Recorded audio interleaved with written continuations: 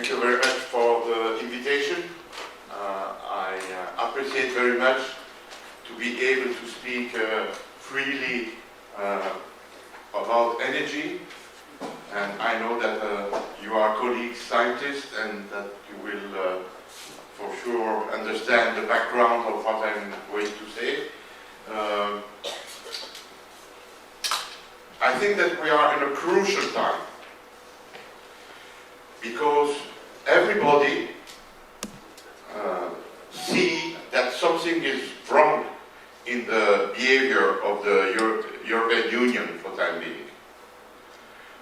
And I worked 26 years in the European Commission. And I can assure you by my life that it was not like that in the past. It was absolutely not like this in the EU in the past. What we are having today is totally new. In the past, we were, I would just use the word, rational. We were doing things for the good things of the people of Europe. And those last years, 7 years, more or less, we became ideological. And this is very disappointing for all my colleagues that I know which are retired. Not one colleague accepts what the Commission is doing today. And I have a network of colleagues, of course, and we exchange a lot of information complaining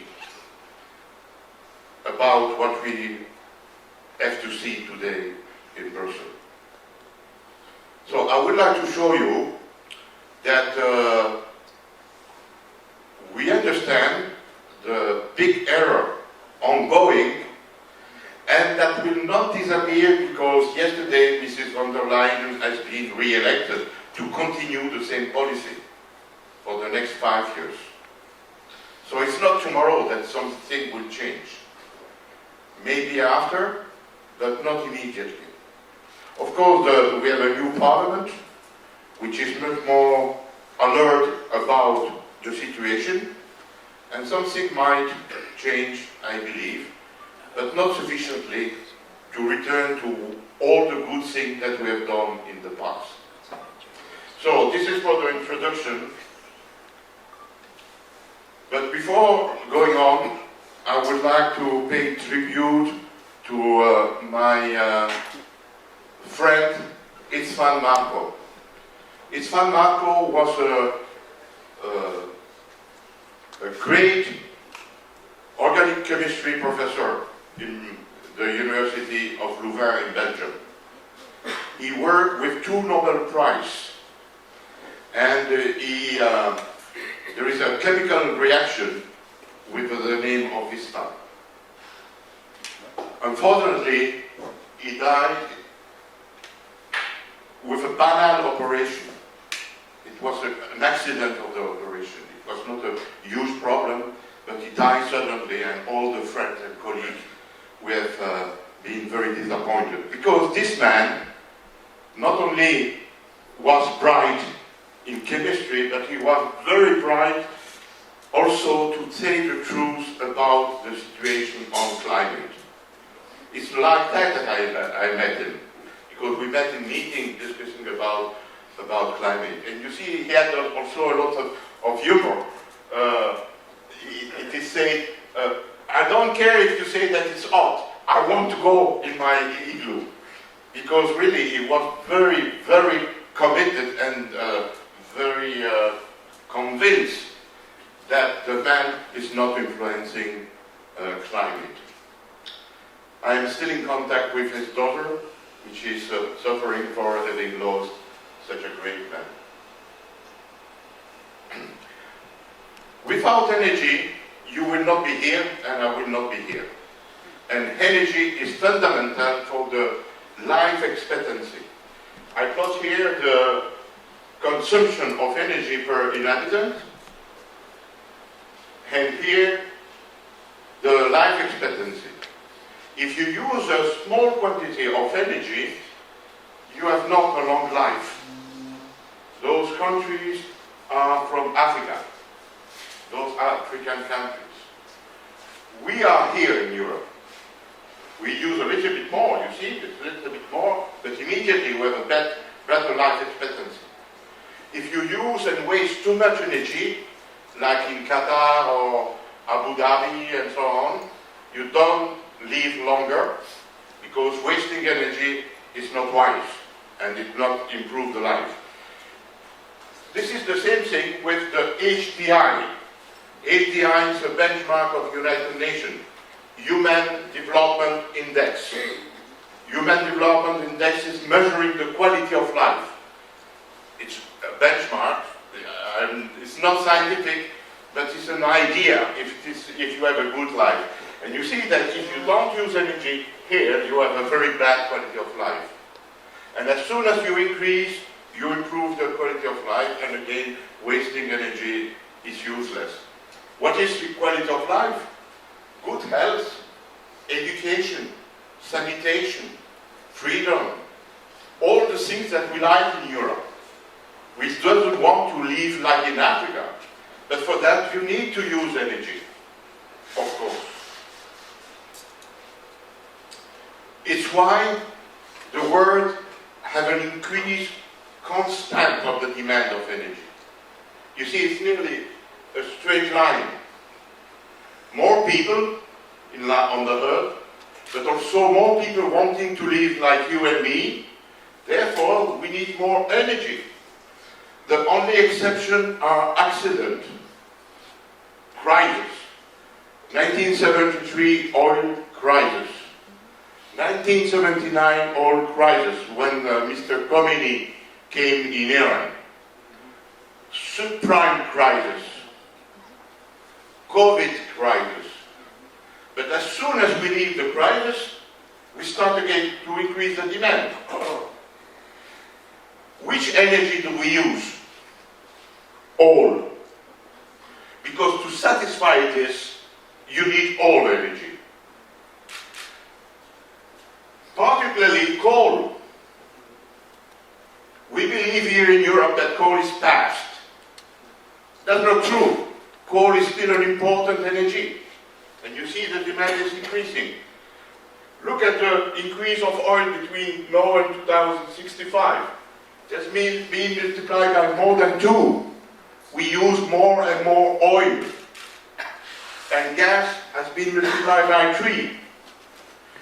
And of course, you see on the top, the green line, the new energies. The new energies are increasing,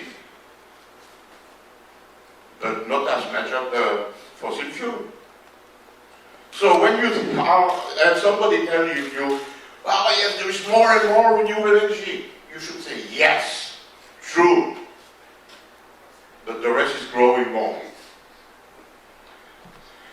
And where is used this energy? Not in the EU, we represent 10%. America and Canada and Mexico, 20%. You see it's Asia. And not only China. Not only China. No energy on my microphone.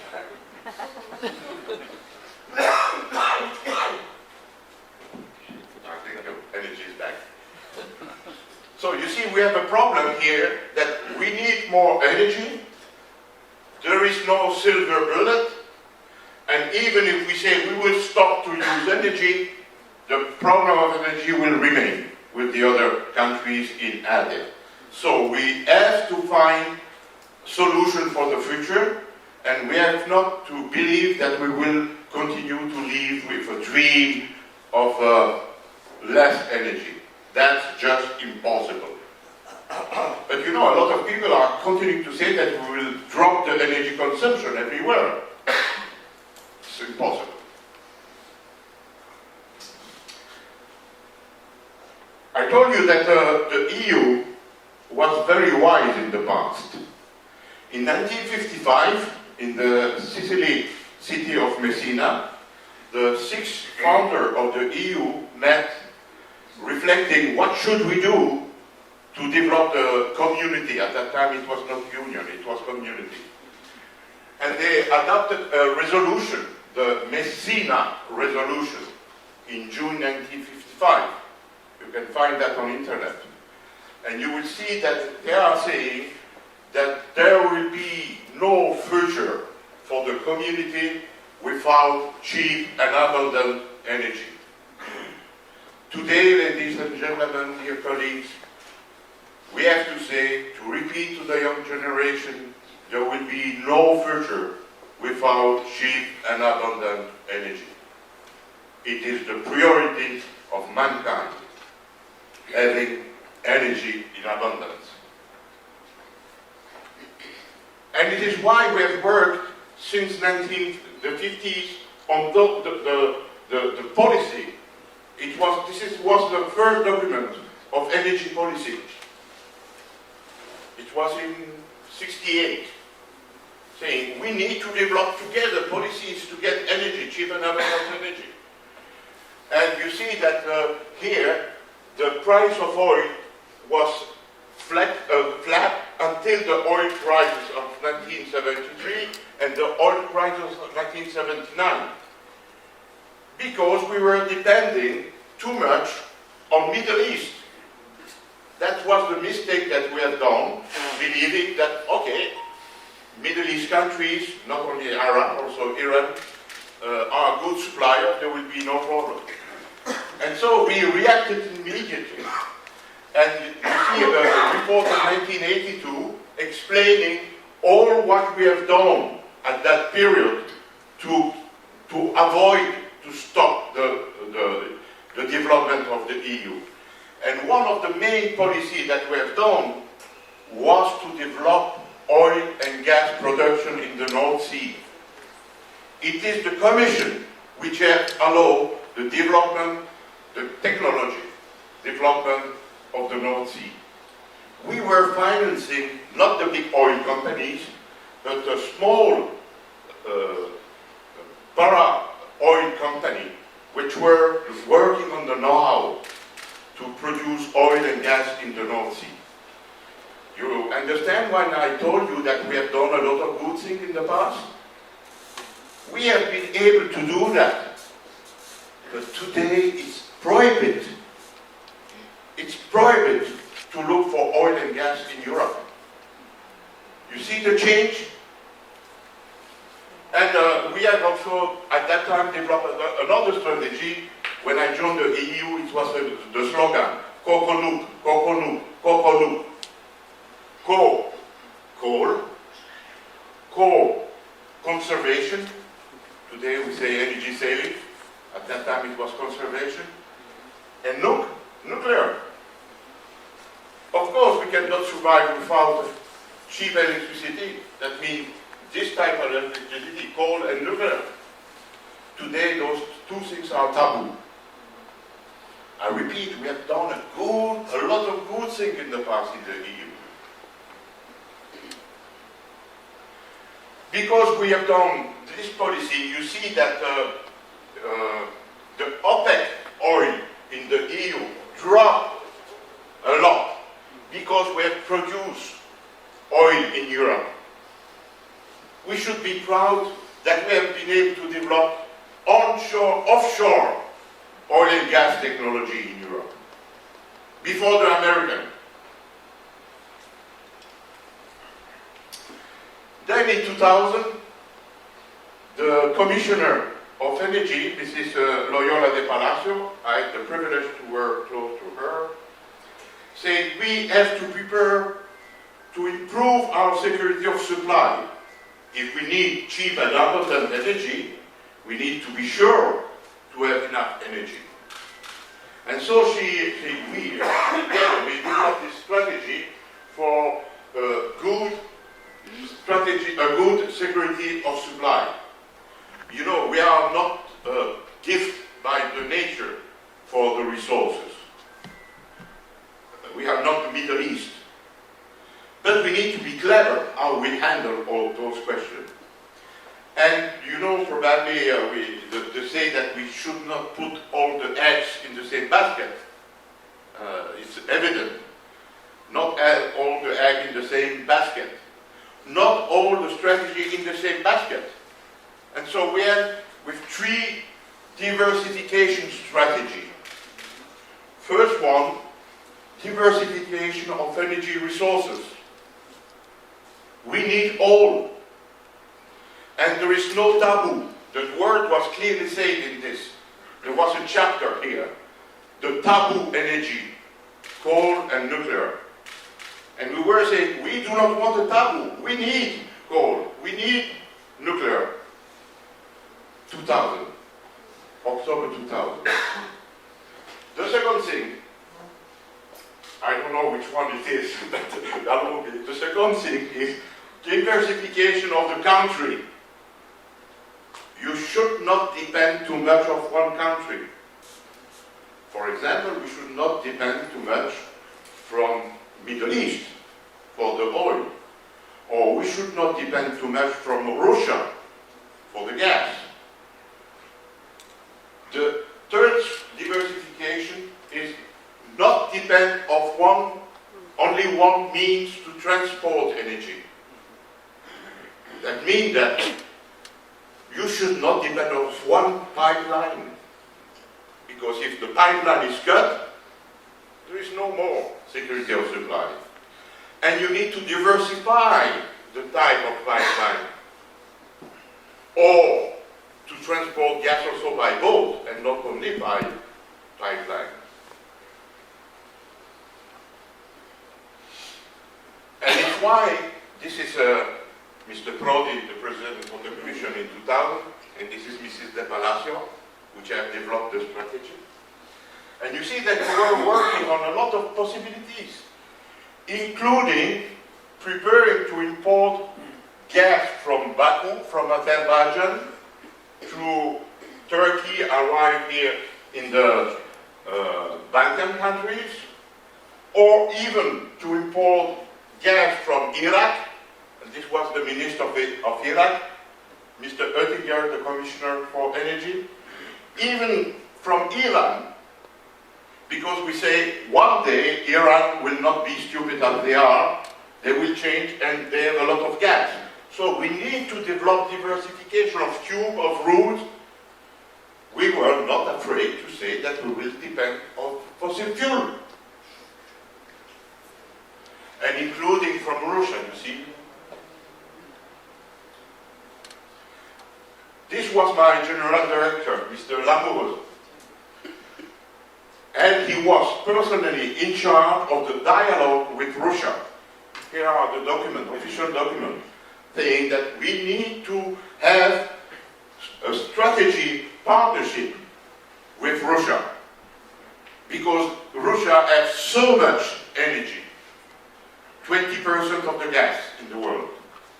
And 12% of the oil. And they have uranium, they have everything. So, at that time, we were saying we need a strong partnership. And after that, we dropped everything.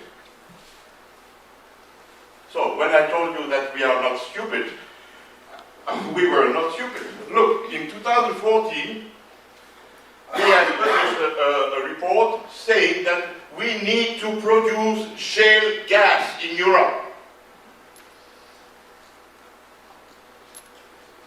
And then, 2 years after, prohibit even to look for shale gas. Not only to produce, to search for shale gas. I told you, we were not stupid. We became ridiculous. Why? Because we were saying we need energy. Then we say we need to improve the security of supply. Then, with Mr. Barros and Mr. Juncker, we need to work a union, a common market of electricity and gas. And now we drop all that for the decarbonization. All the EU policy today is decarbonization. all the Commission is working on decarbonization. That's the only objective in energy, decarbonization. You can decline that in energy efficiency if you want, because if you reduce your energy consumption, you improve you reduce the emissions. But mainly to say we replace all the past policy with wind and wind. Wind and solar panels, sorry. That's the policy of today. With the war in Ukraine in May 22, the Commission published a new strategy. Well, they reformulated strategy that we knew about decarbonization, starting on the top, saying more energy saving. You remember that I told you conservation? We mentioned conservation. It's not new. Energy saving is not new. But here we say we need to do more energy saving. Then we need to develop hydrogen. I will tell you a few words on that. Then we say no more Russian gas. Why not? Of course, if we have a problem, no more Russian gas.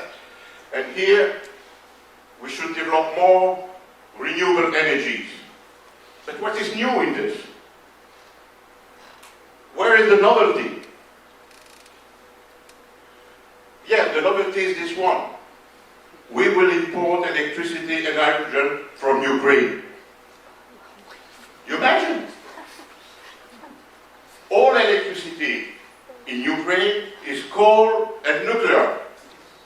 But we want to import electricity from Ukraine. But they are lacking energy in Ukraine. They are lacking electricity. You know that. And even worse, they say, we will produce hydrogen in Ukraine.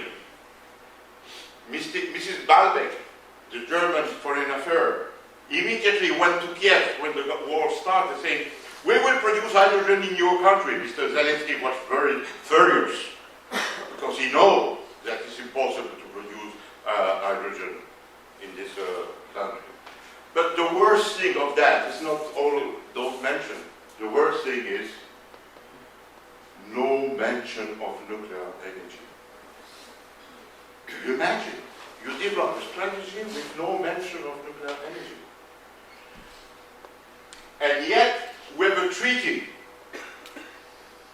In 1957, we signed a treaty for the Euratom nuclear energy. And the sentence clearly says here that for the well-being of citizens in Europe, for the well-being, we need to develop nuclear industry. Not for climate change. Nobody was mentioning climate change there in the 50s. We don't need nuclear for climate change. We need nuclear because it's necessary to develop our countries. We were not stupid when we say that. They were not stupid in 57 when they did that. Come back to Germany and the three strategy of diversification.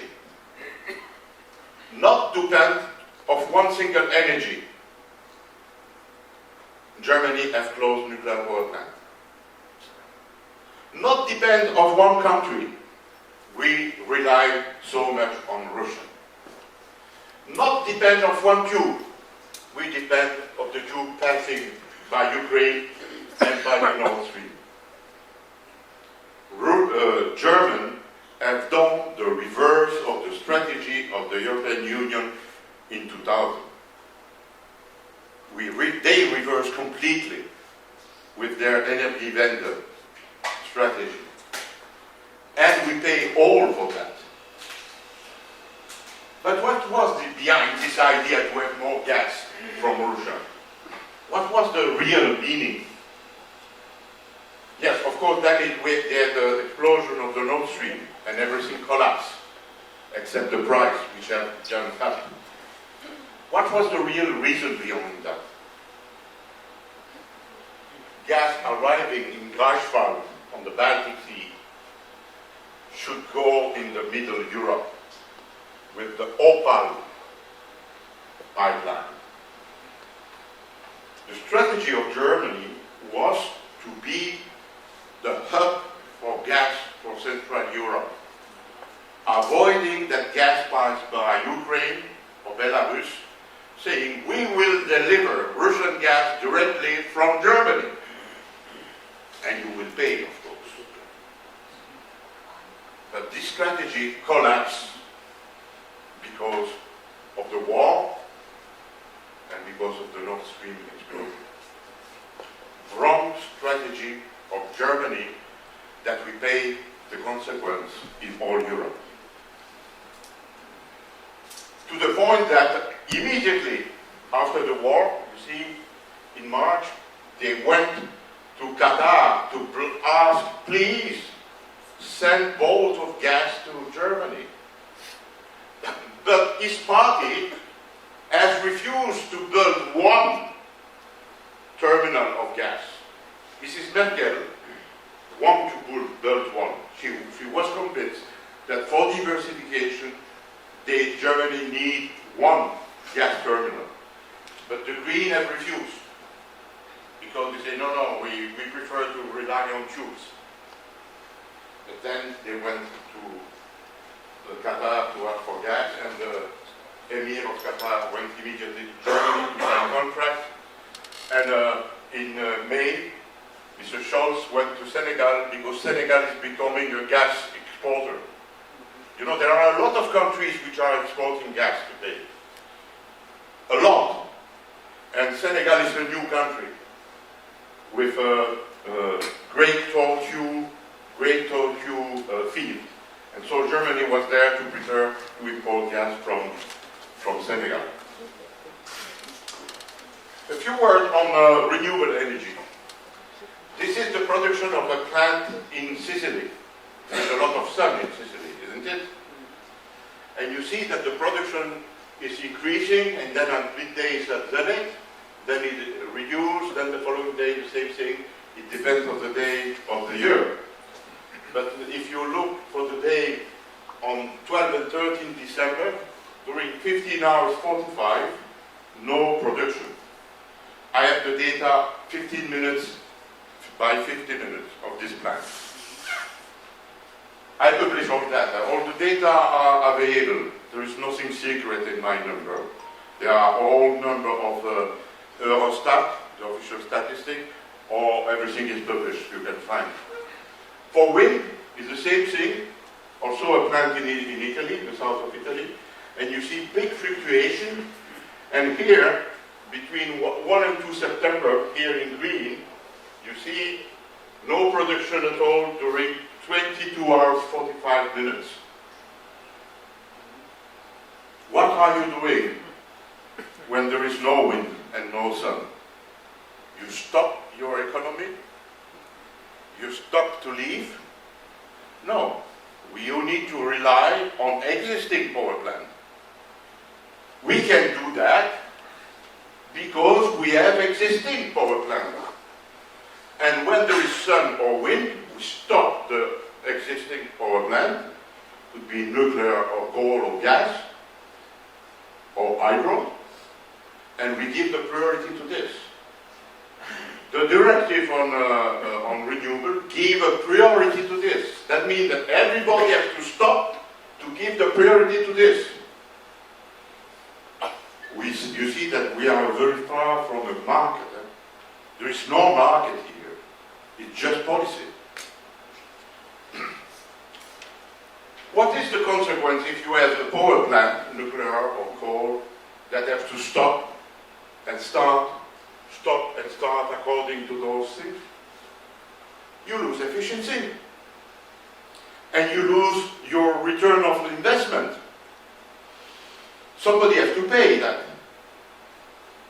It's not the company which has a nuclear power plant that will pay if they have to stop the production. Who is going to pay? We pay that, of course. The intermittency and variability of renewable energy lead to an increase of price of electricity.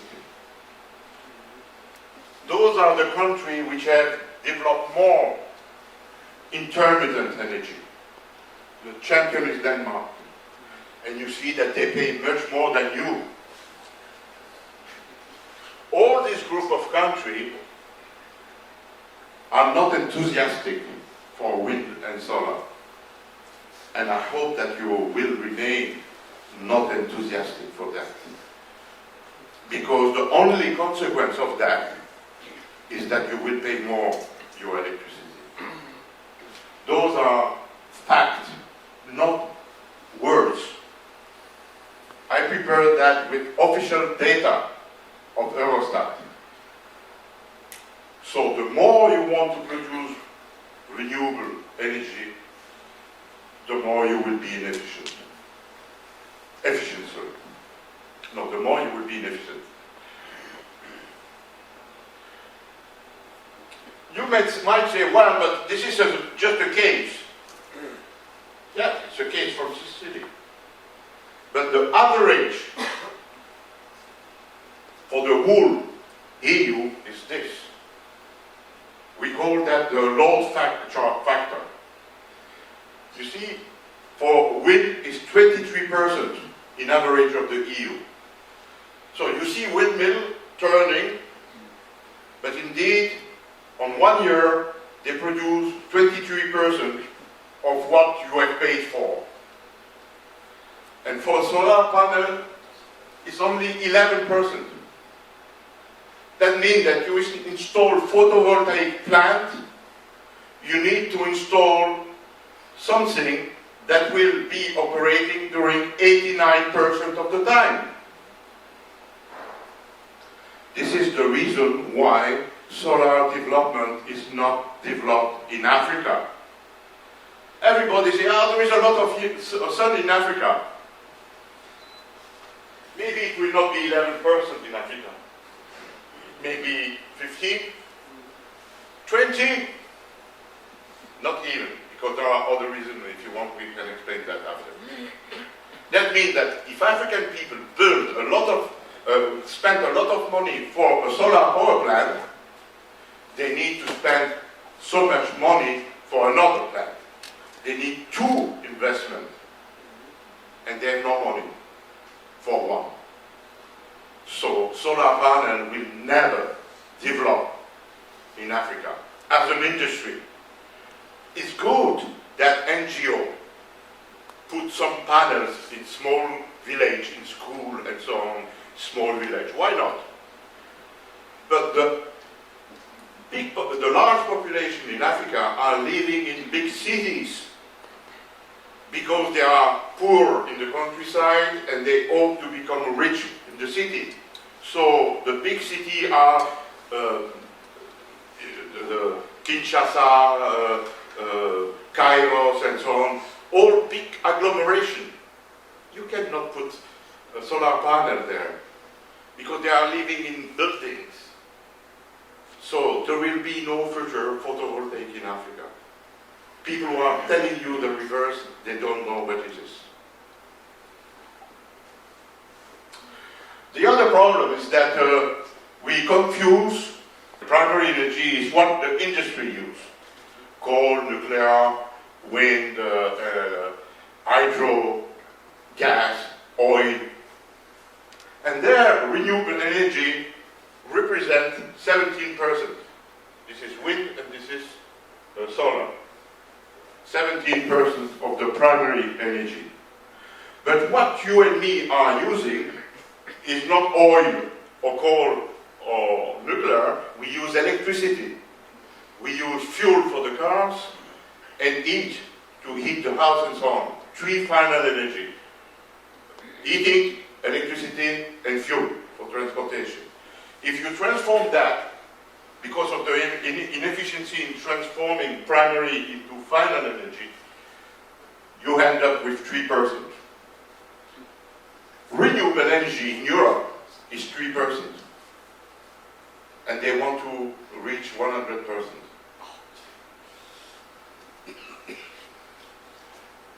How do you build a windmill? To build a windmill, you need to install a concrete base. The concrete base is made with clinker. That means calcium in a kiln burning with gas or coal. So you need a lot of fossil fuel to transform your concrete into cement. The cement has to be mixed with stone, which are produced by mines, and inside there is steel, which is produced with the exploration of coal mines, smelt with coal. That means all this is depending on fossil fuel. And of course the stem is steel, depending on fossil fuel. And the wings are made with glass and plastic. How do you make glass? Smelting sand with dolomite, with natrium calcium. All depending on fossil fuel.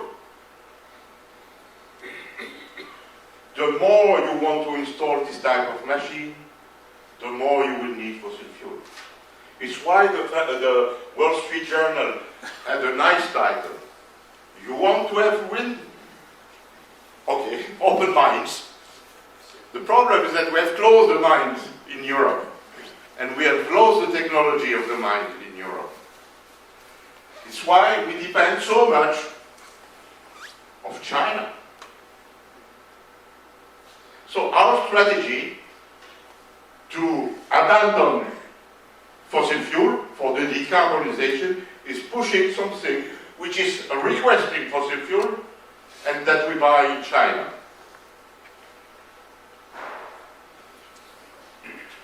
And about photovoltaic. Well, photovoltaic is also the same story.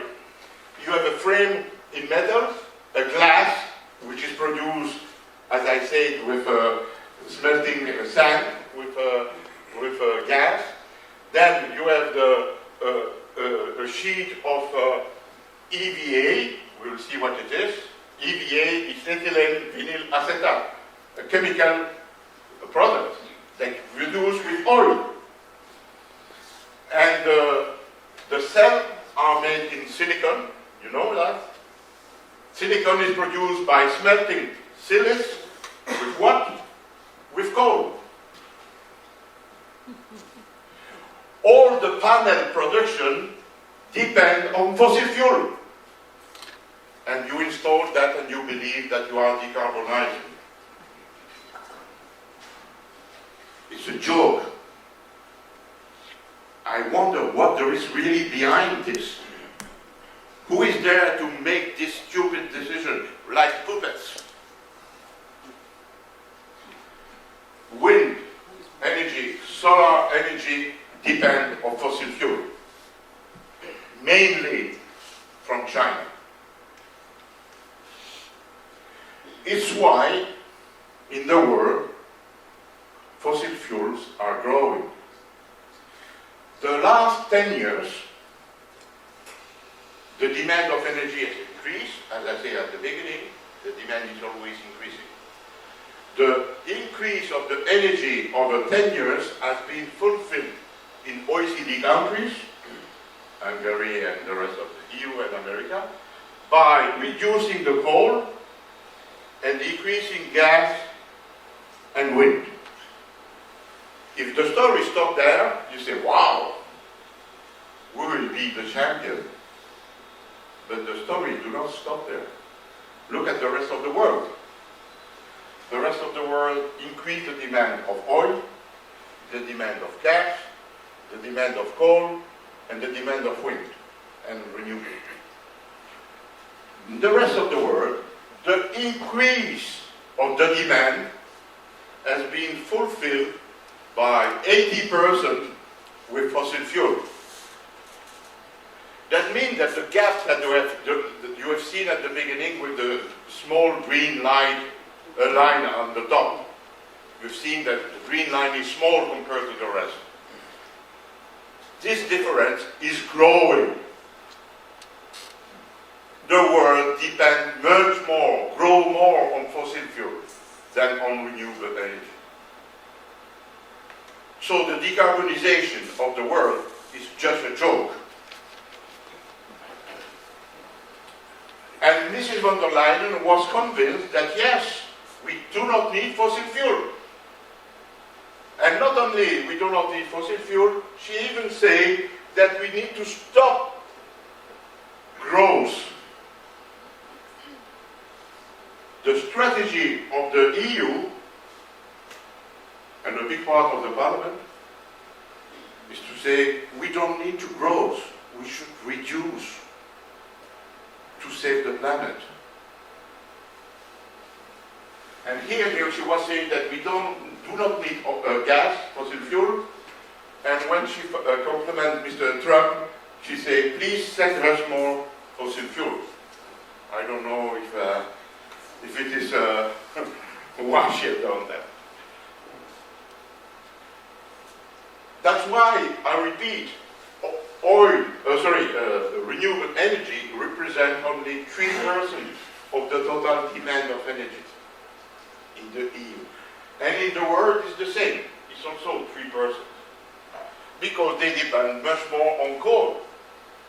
You see the difference between EU 12% and the rest of the world, 27% of coal. Coal is big development in the world. The oil reserves are increasing thanks to the technology. The gas reserves are increasing thanks to the same technology. When I was a student, I was told that in the year 2000 there will be no more oil, And you're seeing how the reserves are increasing thanks to the sophisticated technology. Furthermore, gas is abundant, is available in all the continent, is clean. All the kitchens in Europe use gas. When you go to the restaurant or in the canteen in your office, food has been prepared with fossil fuel. Not all fossil fuel. Gas. Gas is clean. When you burn CH4, there is no byproduct. It's just CO2 and water. Gas is clean. And furthermore, you can do everything with gas, including producing electricity, heating houses, traveling by truck and whatever. And there is no monopoly because gas is available everywhere. So the future of energy for sure is a gas development. In June, we had the election in European election to Parliament. And a few weeks after, this report by Mr. Draghi, who was the former head of the European Central Bank, a very clever man, very bright economist, and he published a report on the request of the Commission on the EU competitiveness. And to the surprise of everybody, he clearly said what is wrong in the EU. That's impressive. He clearly said we are in a wrong track on competitiveness. The year before, I published this book, Energy Insecurity. And the subtitle of the book is that we are organizing the destruction of our competitiveness. So I was quite proud to say, nearly 1 year before Mr. Draghi, that we have destroyed our competitiveness. You should not be a Nobel Prize to look at that. It's evident that we destroy our economy because of the price of energy. And indeed, it was Mr. Draghi is saying. I have no time to read all that, but we are paying the electricity 2 to 3 times more than America, and we pay the gas 4 to 5 times more than in America. How can you be competitive if it is so expensive? Oh, we decarbonize, but we destroy the economy.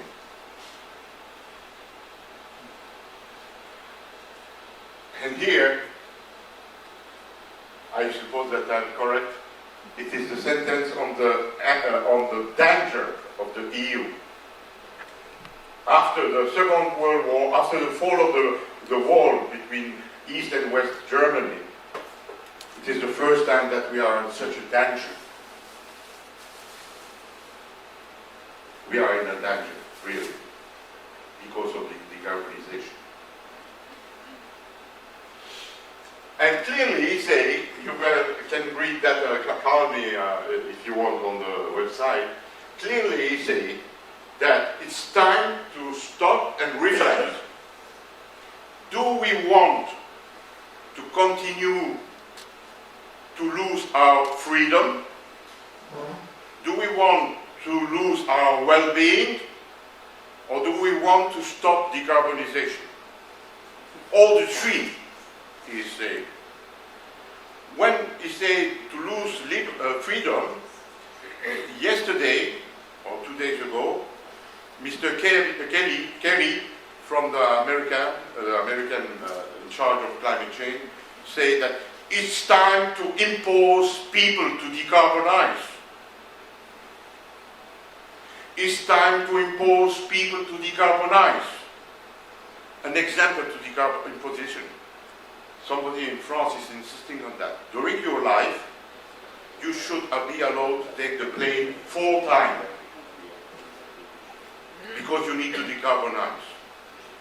Or you need to limit or even stop to eat meat to decarbonize.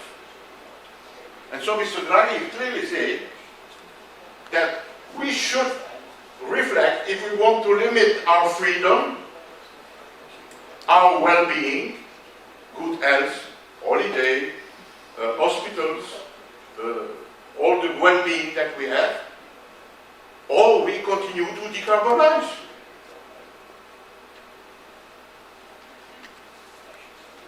Strange enough, after having said all that, he said we need to spend 800 billion a year to continue to decarbonize.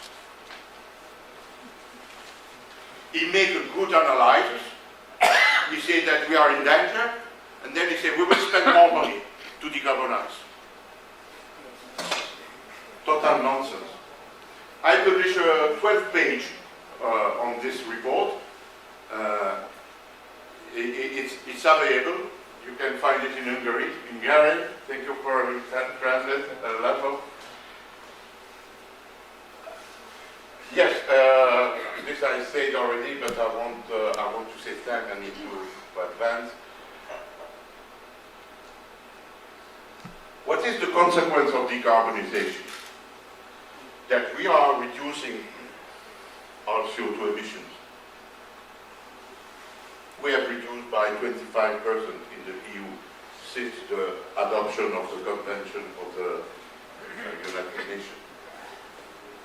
But the world do not care. The world continues to increase. And look at the number. Yes, we reduce. We reduce because we are losing our competitiveness. And our industry are leaving the EU. And we are stopping to growth. So we use less energy because we stop the growth. But look at the number of the other part of the world. Turkey, 186%. Indonesia, 350%. China, 340%. India, 320%. Increase. They want to grow. And to grow, you need cheap and abundant energy. And cheap and abundant energy is not renewable.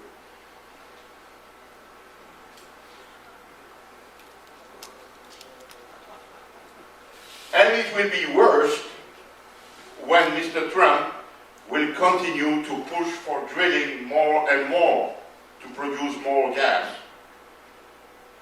And Mrs. Kamala Harris was obliged to say the reverse of what she was saying 4 years ago. 4 years ago she was saying, we need to stop the fracking of gas to produce gas. And now she said, no, we cannot stop, I'm not against. Of course not, because the fracking for the production of gas in America have given the USA a boom in energy production. USA is the first oil producer in the world. In the past it was Saudi Arabia.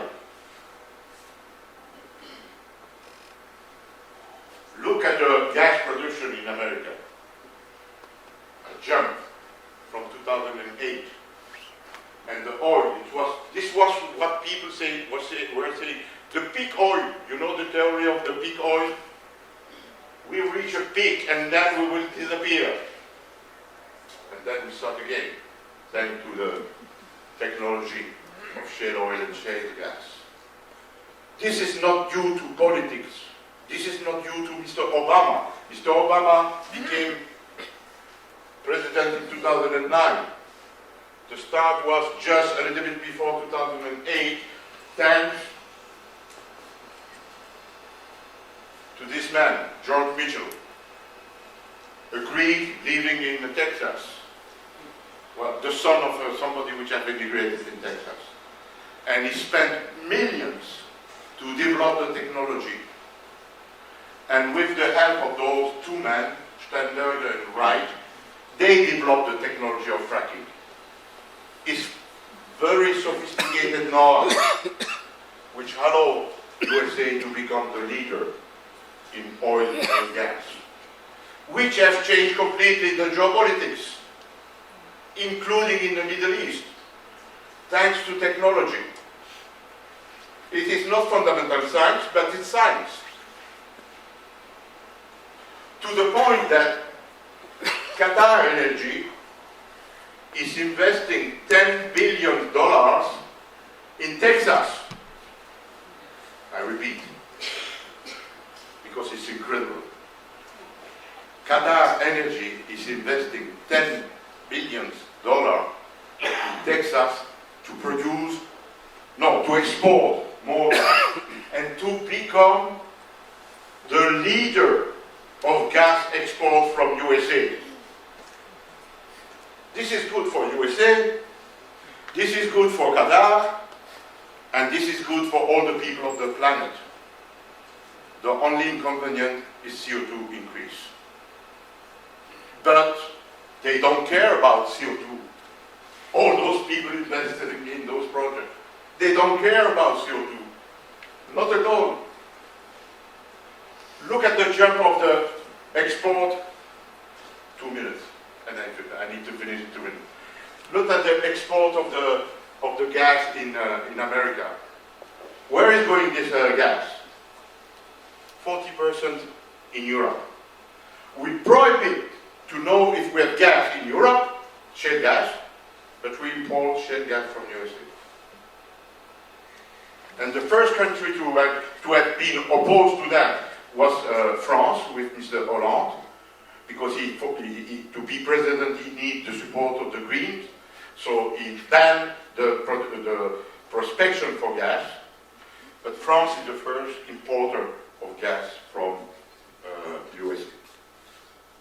And where is going this gas transported by boat? To the east or to the west of USA? It depends on the price. They broke down completely the market. Before we were obliged to buy gas to Russia by tube and to have good relation with Russia and to respect the price that Russia was giving. Today, if we are able to pay, we can buy gas wherever you want. Not only USA, but even in Israel, if you want. Israel is a gas exporter nowadays. The world has changed. At the COP29, 2 weeks ago, the president of Azerbaijan said, oil is a blessing of God, and we will continue to use it. And of course, Mr. Trump is believing the same thing. But much more important is a judgment in Den Haag, in the Netherlands. 2 years ago, a judge condemned Shell because Friend of the Earth accused Shell not to reduce its CO2 emissions. And of course, Shell has made an appeal. And the judge finally said, it is not to the citizen to say to a private company what they have to do. And so Shell have won the battle. Because she said that we do not know enough about climate. That's the trick. We do not know enough about climate. Don't believe the people who say that we know everything on climate. Climate is a new science, extremely complicated. And the IPCC mandate is to study the impact of man on climate. Not to study climate, to study the impact of man on climate. Climate has always changes and will continue to change. Maybe there will be an impact of man, maybe not. Maybe a big, maybe a small, or zero. My professor of chemistry in Brussels, still alive, is demonstrating by science, on radiation science, that there is no impact. You can discuss that if you want, but there are people, serious people, like my professor, who say, no, there is no impact. So the judge says, we do not know enough to condemn a company. And who are you? Who are you, you citizen, to complain with a company?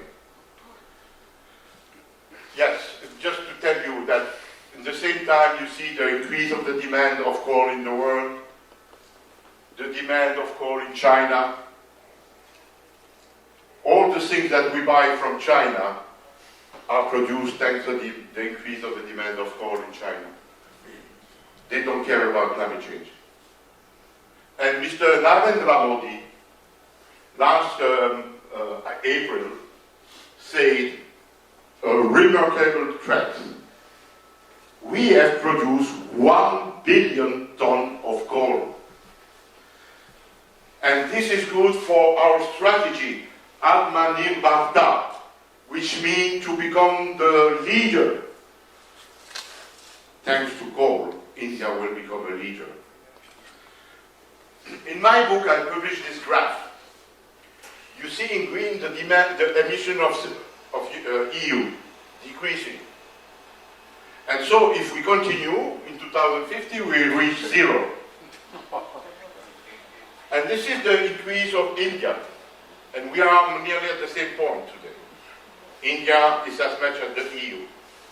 But India, to develop its Atmanirbharta strategy, if they continue with the same line, they will reach the point B. That means 5 billion tons of CO2 and we emit zero. But you remember the first graph with the consumption per inhabitant? If India reached the consumption of the EU per inhabitant, because they are 1.4 billion, they will reach the point A. Are we crazy to believe that the world is decarbonizing? I will pass that because I'm late. To finish with that. I published a paper with the title of The Cock of the Cuckoo. You know the story of the cuckoo? A bird arriving in the nest of another bird, taking the place of the other. This is what happens in Baku last week. Because all the COP in the past were controlled by green NGO. You remember the people dressed as a bird? It was a feast, a celebration for the green NGO. But progressively, since the COP of Sharm el-Sheikh, industry, energy industries, came and take progressively the place of the NGO in the COP. And it's why the strategy of the COP completely changed. Of course, they decide to give 200 billion in 2035, so 10 years, which indeed is not a big change compared to what they decide in 2015 in Copenhagen. If you take care of the inflation, you arrive 250, so 300 is not a very generous. But what is important is that there is no mention of fossil fuel in the COP text. It's finished to attack fossil fuel. COP do not attack anymore fossil fuel because they have understood that it's impossible to survive in a world growing economy with fossil fuel. Pay attention to your country. You represent 0.1% of the CO2 emissions. If you stop completely to emit, nobody will tell you thank you. You will just destroy your economy. I finish with this sentence. We are in a world of geopolitics. And geopolitics means I need to protect my country. I need to protect my people. I do not have perpetual enemies or perpetual friends. My people are my interest. And so I hope that not only the Hungarian government, but all the government in the EU and the European Commission will understand that our need is to protect our people and not decarbonization. Thank you very much.